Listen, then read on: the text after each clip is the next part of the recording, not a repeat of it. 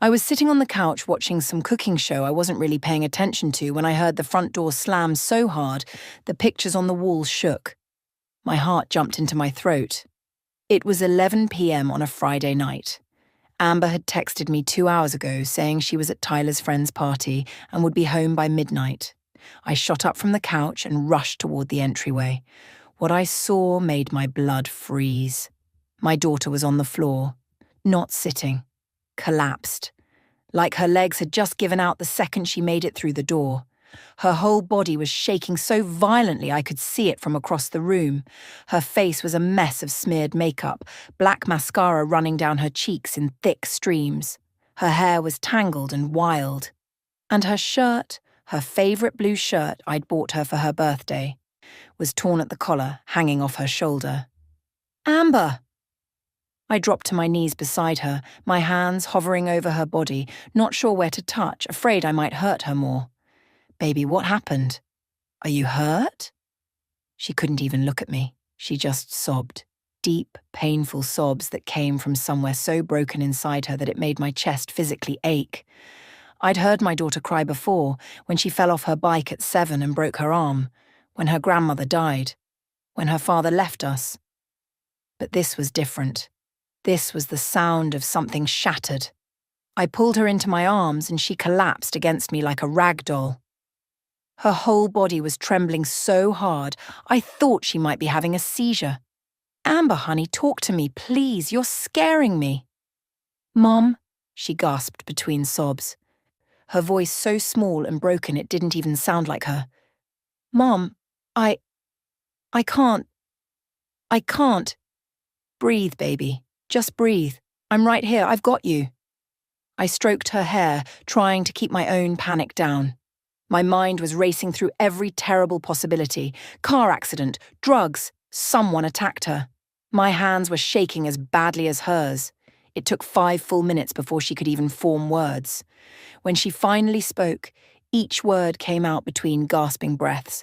"Tyler, we were at the party, and he was drinking." My stomach dropped. I already didn't like Tyler. Something about that boy had never sat right with me. Too smooth, too charming. The kind of kid who knew exactly what to say to parents but had something cold behind his eyes. I told him. I wanted to leave, Amber continued, her voice cracking. He got mad, really mad. He said I was embarrassing him. He grabbed my arm and dragged me upstairs to one of the bedrooms. No, please don't let this be what I think it is. He pushed me onto the bed. Amber's whole body shuddered with the memory. I told him to stop. I said no. I kept saying no, Mom. I promise I said no. Tears were burning in my eyes now, but I forced them back. I had to stay strong for her. "I know you did, baby. I know." He wouldn't listen. He got on top of me and he put his hands. She broke down again, burying her face in my shoulder, her screams muffled against my shirt. "He touched me, Mom. He forced himself on me. I tried to push him off, but he was too strong. I was crying and begging him to stop, and he just kept going." The world went silent. I could see Amber's mouth moving. See more tears falling, but I couldn't hear anything over the ringing in my ears. My baby. My sweet, innocent baby girl. That boy put his hands on my daughter. He hurt her. He violated her. Something inside me cracked. Not broke. Cracked. Like ice on a frozen lake, spiderwebbing out in every direction, ready to shatter completely. "How did you get away?" I managed to ask, my voice eerily calm despite the hurricane building inside my chest. "Someone knocked on the door," Amber whispered. "Tyler got distracted for just a second and I pushed him as hard as I could. He fell backward and I just ran. I didn't even grab my jacket. I just ran all the way home." That was 2 miles. My daughter ran 2 miles in the dark, crying, traumatized, with her shirt torn. And I hadn't known. I'd been sitting here watching TV while my baby was running for her life. "Where does he live?" I asked quietly. "Mom, no. Please don't do anything crazy. His family has money. They have lawyers. Everyone says his dad always gets him out of trouble." I held Amber tighter. Look at me, sweetie. She lifted her tear-stained face to mine. Her eyes were red and swollen and filled with so much pain it physically hurt me to look at her. I promise you, I said, my voice steady and cold as steel. Tyler Graves will never hurt you or anyone else ever again. Do you trust me? She nodded, sniffling. What are you going to do? I wiped her tears with my thumb and gave her the gentlest smile I could manage. I'm going to take care of everything. But first, let's get you cleaned up and into bed. Okay. I helped Amber to her feet and guided her upstairs. I ran her a hot bath, gave her clean pajamas, and sat with her until she finally cried herself to exhausted sleep at 2 a.m. Then I went back downstairs. I picked up my phone from the coffee table where I'd left it. My hands weren't shaking anymore. They were perfectly steady. I scrolled through my contacts slowly, my mind already 10 steps ahead, planning, calculating, organizing. I stopped on Detective Laura Brennan's name. My finger hovered over it. Laura and I went to college together. She owed me a favor, a big one. I'd helped her nephew when he was spiraling into drugs and trouble, talked him back from the edge, got him into rehab. She told me if I ever needed anything at all, she'd be there. But I didn't press call. Not yet.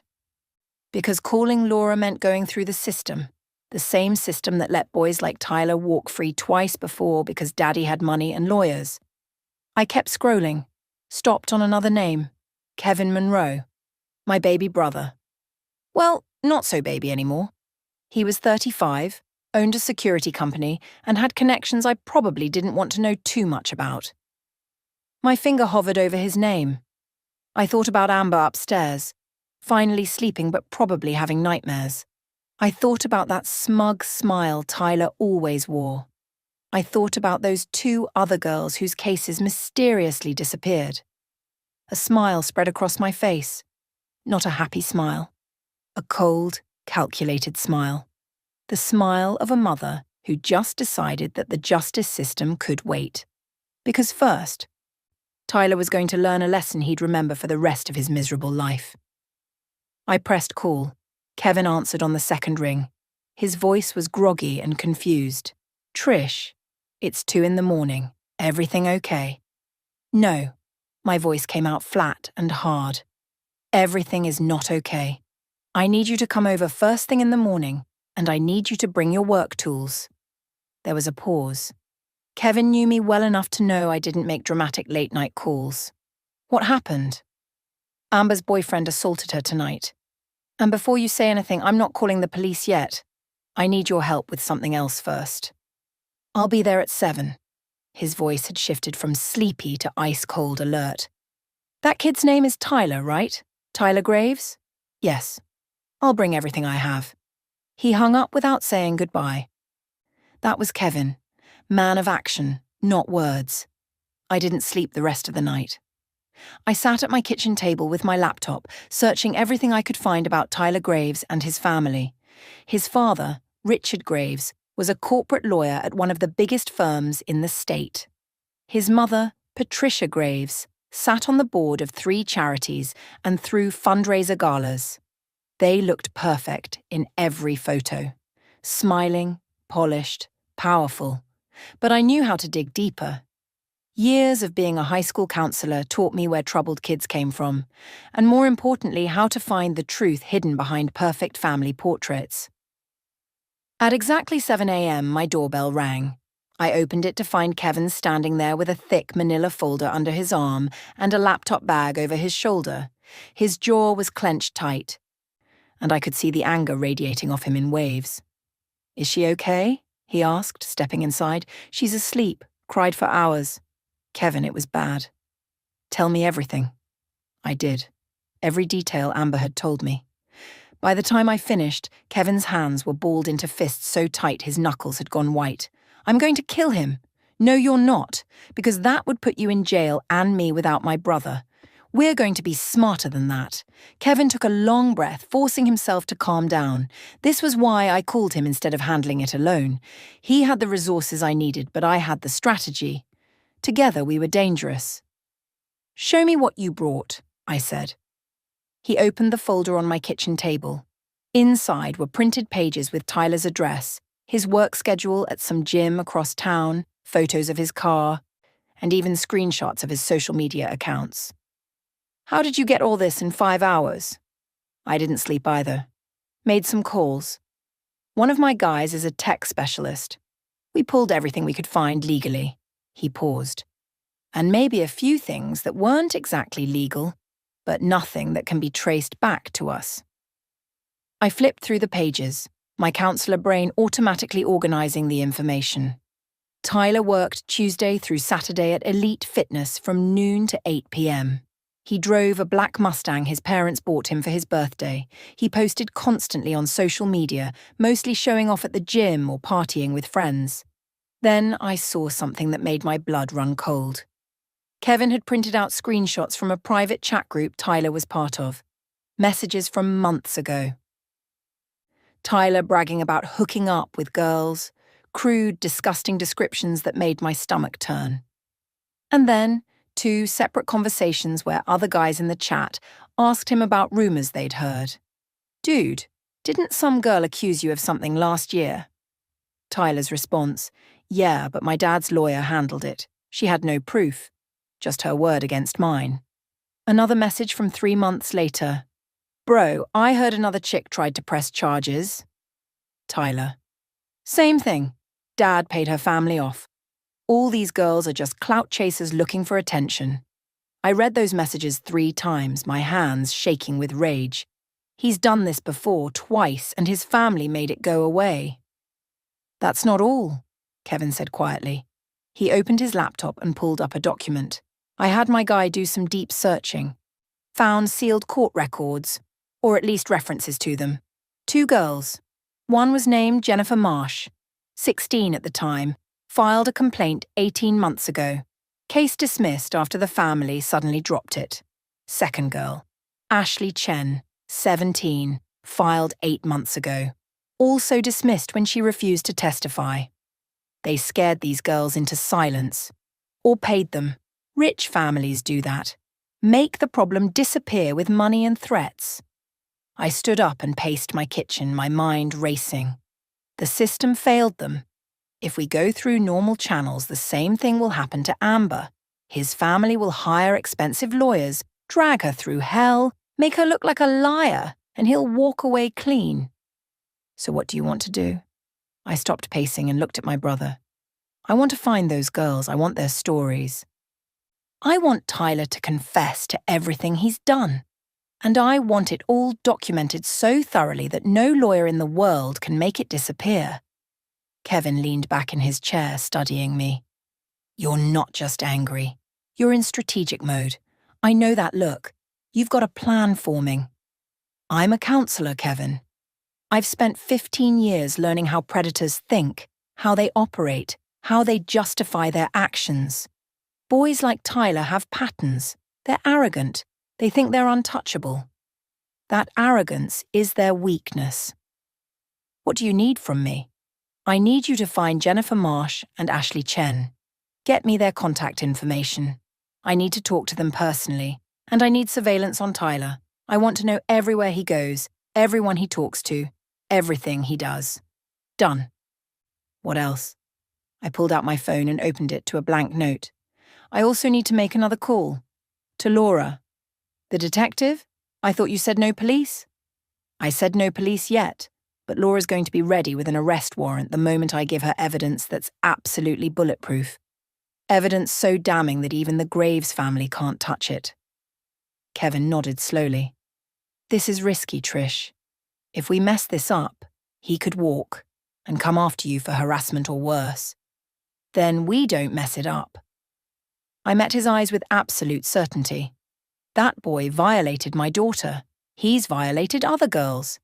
He thinks he's protected by money and family connections, but he forgot one thing. What's that? He forgot that some mothers don't stop until justice is served, not the kind of justice that comes from a courtroom. Real justice. Kevin smiled, but it wasn't a pleasant smile. It was the smile of someone who was about to help his sister destroy a predator. When do we start? Right now. Make those calls. Find those girls. And Kevin? Yeah? Don't tell Amber what we're doing yet. I don't want her involved until it's finished. She needs to heal. Let me handle the revenge. He stood up and grabbed his folder. You're kind of terrifying right now, you know that? Good. Tyler should be terrified too. He just doesn't know it yet. By noon, Kevin had already sent me contact information for both girls. Jennifer Marsh was now 18 and attending community college 2 towns over. Ashley Chen was 17, still in high school, different district from mine. Both had unlisted numbers which told me they were hiding, probably still scared. I decided to reach out to Jennifer first. I called her number and after 4 rings, a cautious voice answered. Hello? Hi, Jennifer. My name is Patricia Monroe. I'm a high school counselor and I need to talk to you about Tyler Graves. Silence. Then, I don't know what you're talking about. Please don't call this number again. Wait, I said quickly before she could hang up. Tyler assaulted my daughter last night. You're not in trouble. I'm not trying to expose you. I just need to know what happened to you because I think you're one of several girls, and I want to make sure he never does this again. More silence. I could hear her breathing, shaky and uncertain. Your daughter. Is she okay? Physically, yes. Emotionally, she's devastated. Just like I imagine you were. I can't help you. Her voice cracked. His family has lawyers. They threatened my parents. Said if we pursued anything, they'd sue us for defamation and destroy my dad's business. We couldn't afford to fight them. My heart broke for this girl. I'm not asking you to testify or go public. I just need you to write down what happened. For my records. You can send it anonymously if you want, but these girls deserve to have their stories told, even if it's just to me. Why should I trust you? Because I'm a mother who's watching her daughter fall apart, and I know you understand exactly what that feels like. Because I'm not going through the system that failed you. I'm handling this differently. Another long pause. What do you mean differently? I mean Tyler Graves is going to pay for what he's done, but I need ammunition. I need proof that he's a repeat offender. Will you help me? If I do this, you have to promise my name stays out of it unless I say otherwise. I promise. Okay, I'll write it down and email it to you, but Mrs. Monroe, be careful. His family is powerful. They've made problems disappear before. They can't make me disappear. I hung up and immediately dialed Ashley's number. This conversation was harder. Ashley was still a minor, still living at home, and when I explained who I was and why I was calling, she started crying immediately. Her mother grabbed the phone and demanded to know what I wanted. I had to use every counseling skill I had to calm her down and explain that I wasn't a lawyer or reporter. I was just a mother trying to protect her daughter and others.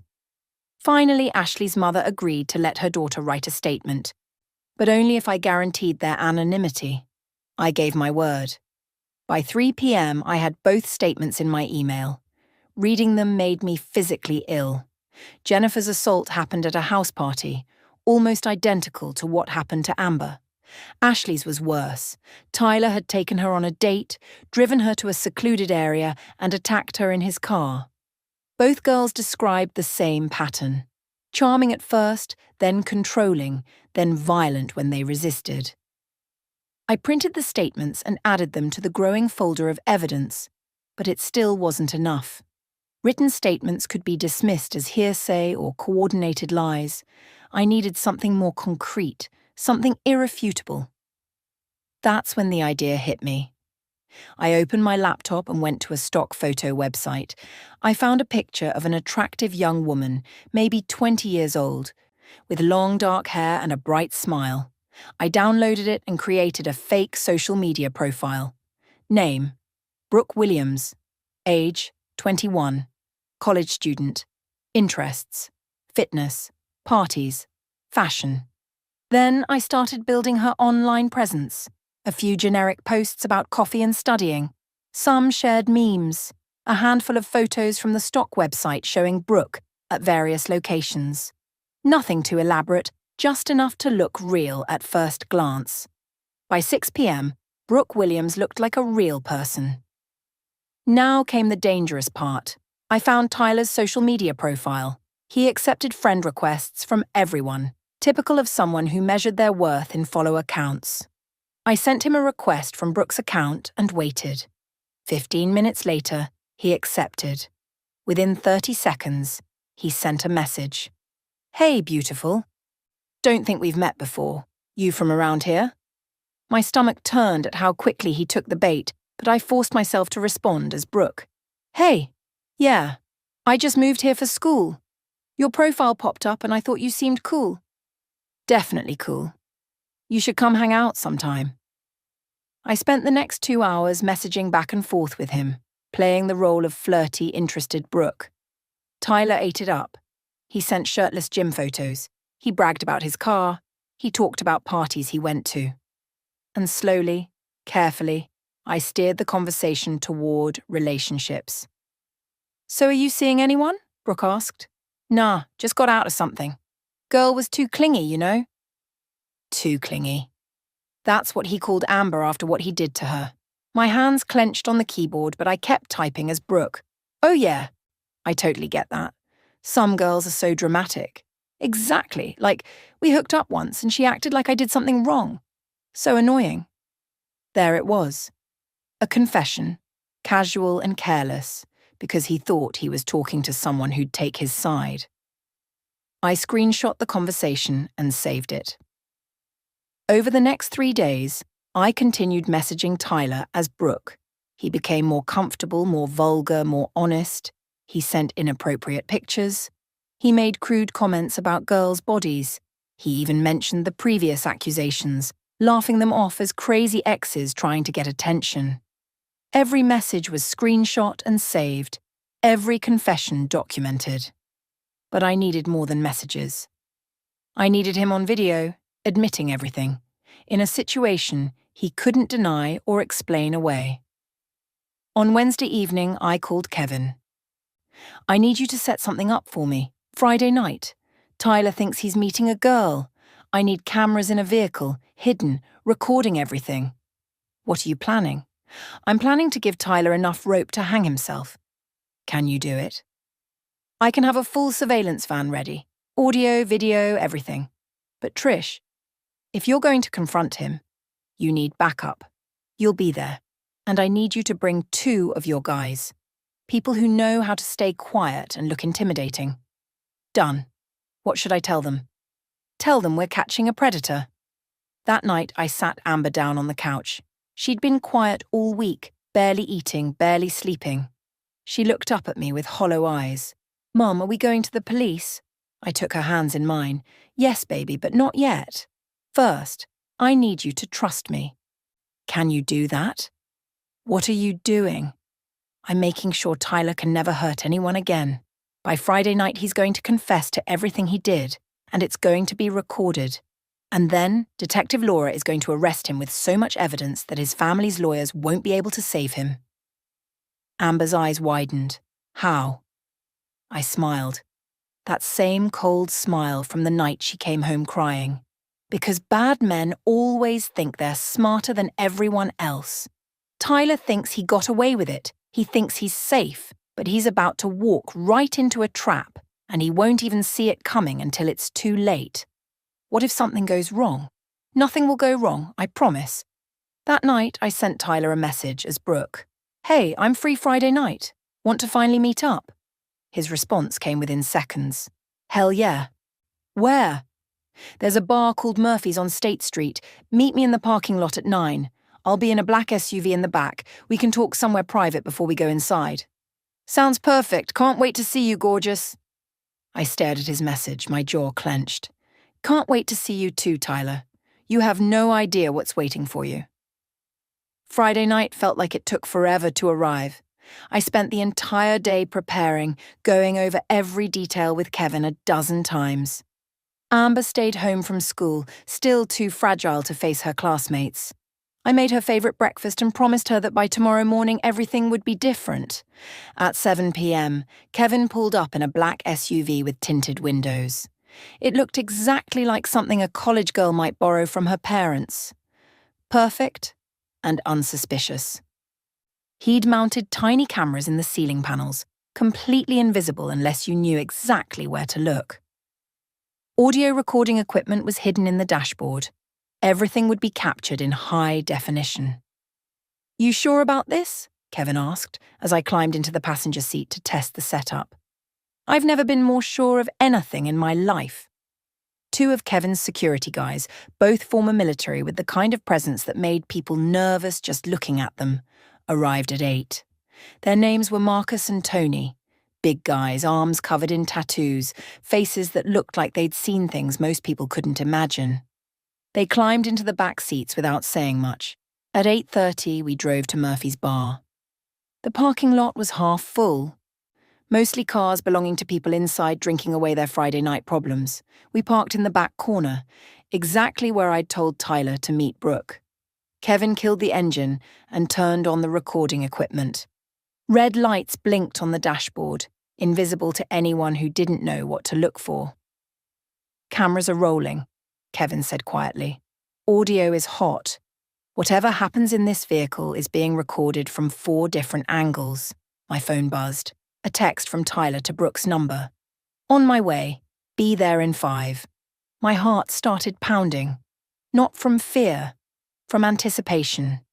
This boy had hurt my daughter. He'd hurt other girls. He thought he was untouchable. In 5 minutes, his entire world was going to collapse.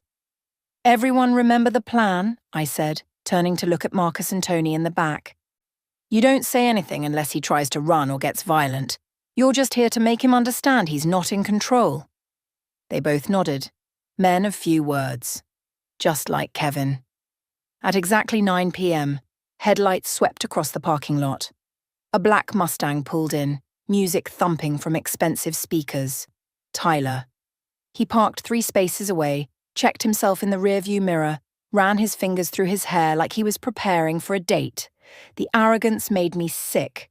He stepped out of his car wearing tight jeans and a fitted shirt that showed off his gym muscles. Cologne so strong I could smell it from inside our vehicle. He looked around the parking lot, spotted our black SUV and smiled, that same cocky smile I'd seen 100 times when he picked up Amber. He walked toward us, hands in his pockets, completely relaxed. He had no idea what was about to happen. He reached the passenger door and opened it, expecting to see Brooke. Instead, he saw me. The smile vanished from his face instantly. His eyes went wide. Mrs. Monroe, what are you doing here?" "Get in, Tyler, we need to talk." "Where's Brooke? Is this some kind of joke?" He looked around the parking lot like he was expecting cameras for a prank show. "There is no Brooke. Get in the vehicle now." He laughed nervously. "You're crazy, I'm not getting in there." He tried to back away, but Kevin had already climbed out of the driver's seat and moved behind him, blocking his path. Tyler spun around and found himself face to face with my brother, who had 6 inches and 50 pounds of muscle on him. "The lady said get in," Kevin said, his voice calm but carrying an edge that made Tyler's face go pale. Tyler looked from Kevin to me and back again. "This is illegal. This is kidnapping. I'll call the cops." "Go ahead," I said, holding up my phone. "Call them. Explain why you drove to a bar to meet someone you've been messaging all week. Someone who told you in multiple texts that she was 16 years old. I have all the screenshots, Tyler. Every single message where you said age didn't matter."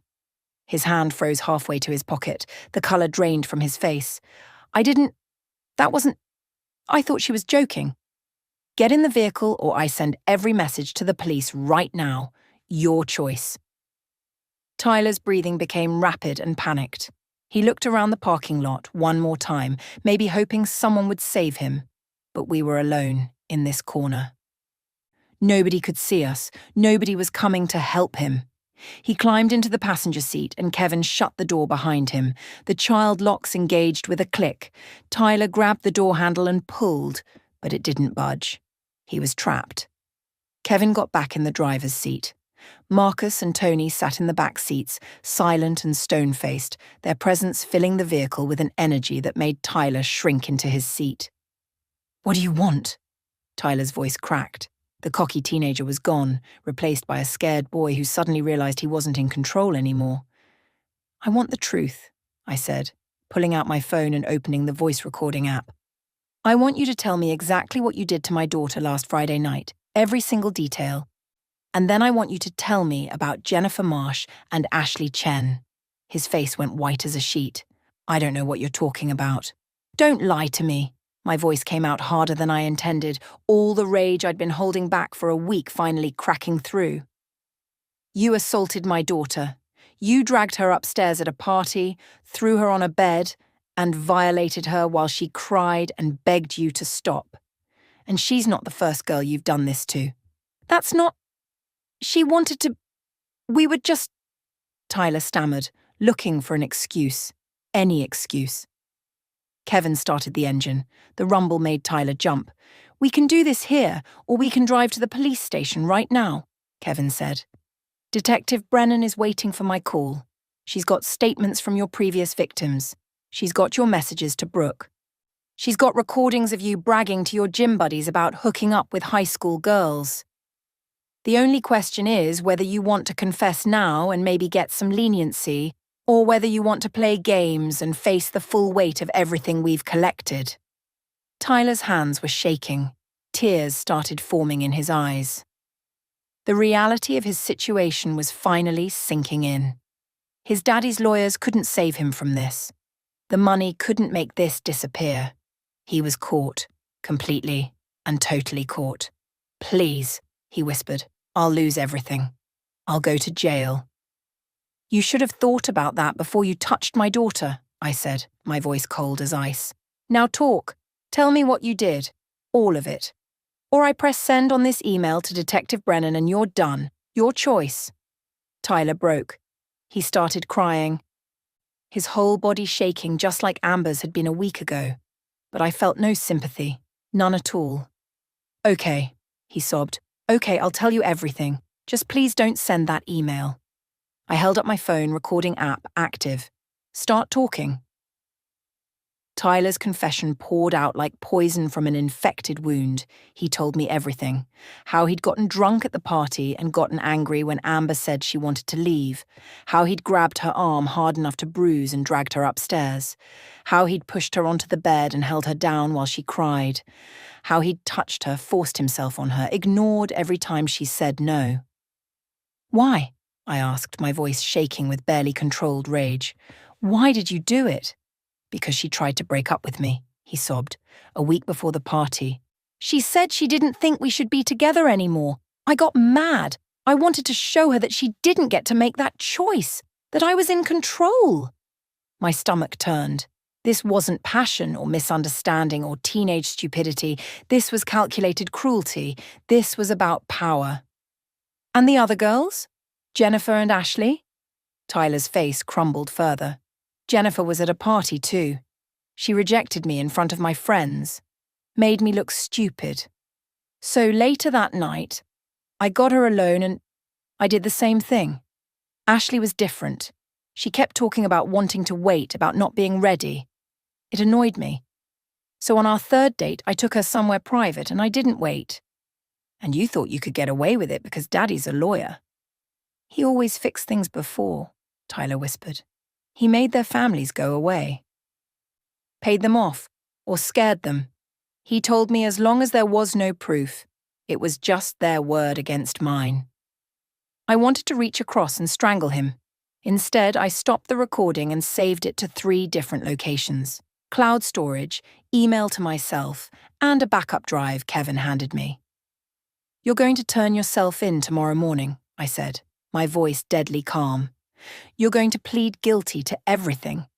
If you don't, this recording goes public. Your family, your friends, everyone in this town will know exactly what kind of monster you are. My life is over, Tyler sobbed. Good, I said without a shred of sympathy. Get out. Kevin unlocked the doors. Tyler stumbled out of the SUV and fell to his knees on the pavement, crying like a child. We drove away, leaving him there in the parking lot, broken and pathetic. The moment we turned onto the main road, I pulled out my phone and texted Detective Laura. I have everything. Come to my house tomorrow at 8 a.m. Bring the warrant. Her response came immediately. I'll be there. That night, I slept better than I had in a week. Saturday morning at 8 a.m. sharp, Detective Laura arrived with 2 uniformed officers. I'd already made coffee and laid out everything on my dining room table. The recordings, the screenshots, the statements from Jennifer and Ashley, the video footage from the SUV, documentation of Tyler's pattern of abuse. Laura sat down and spent 45 minutes reviewing everything. She listened to Tyler's confession twice, her expression growing darker each time. When she finally looked up at me, her eyes were hard as steel. "This is more than enough," she said. "We'll arrest him within the hour." "His family will try to make it go away," I warned. "Not this time. Attempted solicitation of a minor through electronic communication is a federal offense. The fake profile messages seal his fate.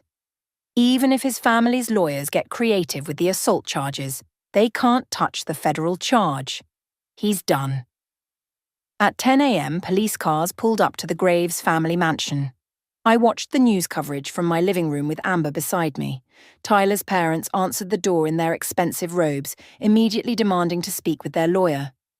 But when Laura played 30 seconds of Tyler's confession, even his father went silent. Tyler was arrested on charges of multiple counts of sexual assault, attempted solicitation of a minor, and conspiracy to obstruct justice. The news spread through our town like wildfire. By noon, it was the top story on every local channel. By evening, Jennifer and Ashley both called me. They'd seen the news. They were crying, but this time with relief. "You did it," Jennifer said. "You actually did it." "We did it," I corrected her. "Your statements helped build the case. Your courage helped take him down." Within days, 3 more girls came forward with their own stories about Tyler. Girls who'd been too scared before but now saw that someone had finally stood up to him and won. The case against Tyler grew stronger with each testimony. His lawyer tried everything. Argued the confession was coerced, claimed the fake profile was entrapment, demanded the evidence be thrown out. But the federal charge stuck. The pattern of abuse was undeniable. And Tyler's own words, recorded in crystal-clear audio, buried him. 6 weeks later, faced with overwhelming evidence and the threat of a very public trial, Tyler took a plea deal. 8 years in prison with mandatory registration as a sex offender for life. His college prospects vanished. His perfect future evaporated. His family's reputation crumbled. The day his sentencing was announced, Amber and I were sitting in our kitchen making dinner together. She'd started therapy and was slowly healing. She was laughing again, making plans for college, talking about becoming a counselor like me so she could help other survivors. "Mom," she said, pausing while chopping vegetables, "that night I came home crying. I saw you smile. Why did you smile?" I set down my knife and looked at my daughter. "Because the moment you told me what he did, I already knew exactly how I was going to destroy him. I smiled because he'd already lost. He just didn't know it yet." Amber hugged me tightly. "Thank you for fighting for me. Always, baby. Always." 2 weeks later, a letter arrived in the mail. It was from Ashley. She was applying to colleges now, studying criminal justice. She wanted to become a prosecutor to help girls like us. "You gave me my voice back," she wrote. "You showed me that justice is possible. You changed my life." I pinned that letter to my refrigerator next to a photo of Amber smiling. Every morning I looked at it and remembered that sometimes the system fails. Sometimes justice doesn't come from courtrooms and lawyers. Sometimes it comes from a mother who refuses to let her daughter become another forgotten victim. Tyler learned his lesson.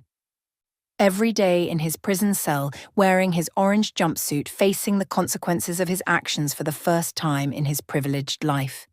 He'd messed with the wrong girl and forgotten the most important rule. Never underestimate a mother's love, and never underestimate her revenge.